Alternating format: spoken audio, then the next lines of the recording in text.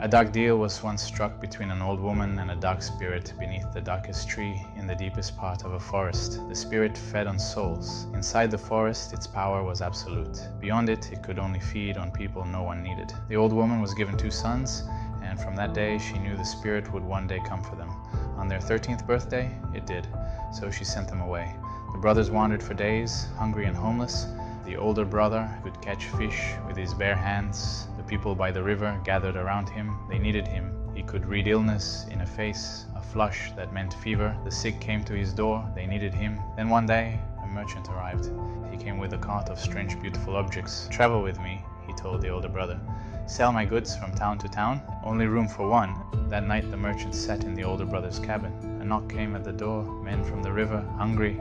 The older brother left to help them. The merchant watched him go. He waited. Back home, the younger brother found a guitar, learned to play in the town square. The merchant arrived expecting to feed, but found people gathered around him. When the younger brother woke the next day, the people were in the square around the magic guitar playing itself. On their travels, the merchant watched the elder impress river people by catching fish with his bare hands. Then he handed him a shiny hook. "Try this," he said. By evening, every fisherman on the river had one. That night, the merchant sat in the older brother's cabin. A knock came at the door. A child was sick. The older brother left to help them. The merchant watched him go. He waited. Meanwhile, the younger brother learned to make chairs for the people gathered around the guitar. The merchant arrived expecting to feed, but found people gathered asking for chairs. When the younger brother woke the next day, he found the chairs were building themselves. One day, when the elder was called to help the sick, the merchant gave him a small device. It named the illness faster than his eye. By evening, every household had one. Yet the merchant still could not feed on the older brother. He sensed someone still needed him. Then one day, the older brother stood in the square selling the merchant's goods. As a man refused his pitch, the merchant gave the elder brother a magic earring. Told him whenever he could not come up with the next thing to say, the earring would whisper it in his ear. Anyone can sell wearing this, he realized. He looked at the merchant. "Then what do you need me for?" The merchant smiled. "Why indeed," he said.